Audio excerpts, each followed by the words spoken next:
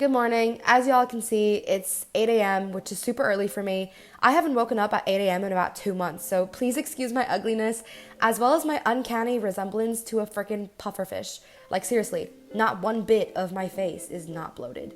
Anyway, so today is the second Sunday of May, which means it's Mother's Day in Taiwan. So I decided to make my mom some breakfast in bed, featuring the classic buttermilk pancakes. I also haven't been grocery shopping in a hot minute, so I'm actually unsure if I have any of the ingredients to make pancakes, but you know what, we'll deal with it when we have to. That's literally how I deal with everything in my life. But it's fine.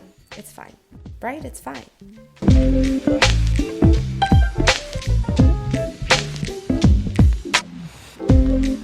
So the worst is happening. I opened my fridge and I realized I have no butter at home and I don't have buttermilk. So to salvage my Mother's Day breakfast in bed idea, I went straight to Google. According to multiple sources on Google, you can make your own buttermilk at home simply by adding something acidic to whole milk. For example, lemon or vinegar. Thank God there's a half lemon left in my fridge, as well as some whole milk. The acidity from the lemon juice will cause the proteins in the milk to break down and denature, which is why the milk curdles. And then basically that curdled milk is buttermilk. Since this little idiot forgot to buy buttermilk for buttermilk pancakes, like it wasn't obvious enough when the ingredient is literally stated in the name, I'm just gonna have to spend a few extra minutes making my own buttermilk, which is surprisingly easy. So I'm just gonna start with 1 cup of warm whole milk and then add 1 tablespoon of lemon juice in it.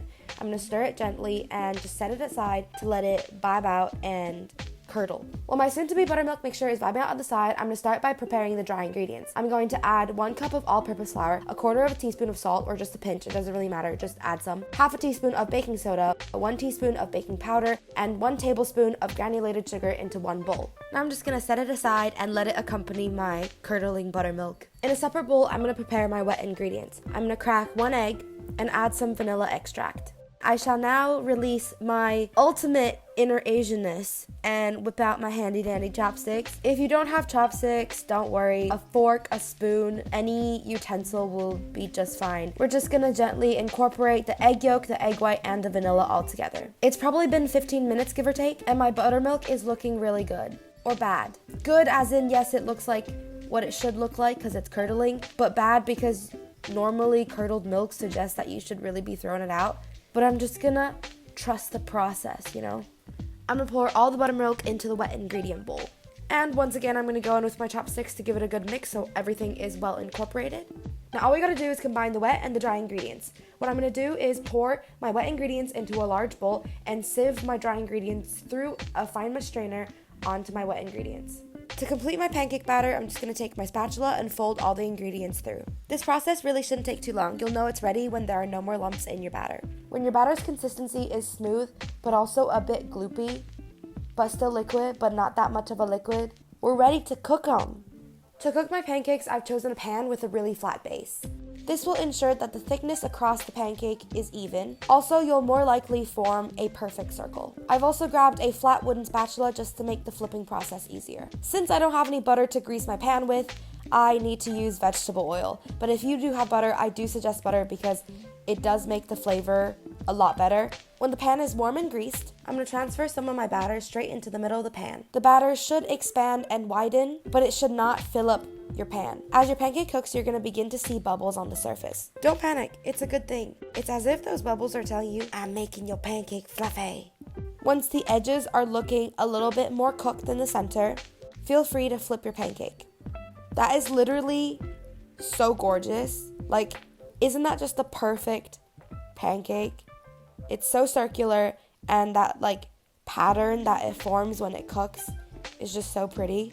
To check if the other side is ready, all you gotta do is flip it back over to see if it's golden. When both sides are golden brown and beautiful looking, it's ready to be served. Now, nobody wants to eat a 1-stack pancake stack, because that is not a stack, that is a pancake. If you're gonna eat pancakes for breakfast, you gotta eat it as a stack, you know? So let's make our second pancake. So now I'm just gonna go and repeat that process until I've got a beautiful stack of pancakes. If you flip your pancake and it's looking a little bit blonde, don't worry, you can always flip it back over and cook it until it's the perfect color. I've completed my Mother's Day pancake stack with 4 individual pancakes. To finish this up, I'm just gonna drizzle a generous amount of maple syrup all over the pancake. Ooh, baby, look at that drizzle. How can you not love a good pancake, right? Thank you guys so much for watching. I hope you guys enjoyed this video. If you did, please give this video a big thumbs up and subscribe to my channel. If you have any questions or comments or concerns, please feel free to leave it down below, and have a wonderful day. But before I go, I just wanted to say to all the mothers out there, happy Mother's Day. No matter where you are watching this video, even if it's not Mother's Day in your country, still go tell your mom you love them. And if you are somebody's mom, know that we all appreciate you, we love you, and we thank you so much for being there for us. That was enough touchy feely stuff for a day. Have a wonderful day. I'll see you guys next time.